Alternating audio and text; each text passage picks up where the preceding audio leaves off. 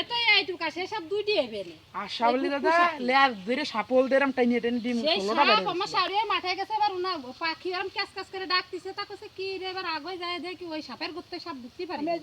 ওই সারা পাইয়ে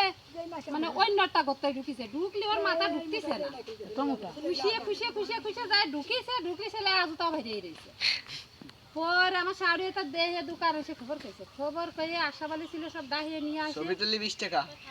সেই কয় কপ দেশে আর বেরিয়ে গেছে সাপের ছবি তুললি আরে এটা গাছের গুড়া বন্ধু খুশা লাগিছিল আরেকটা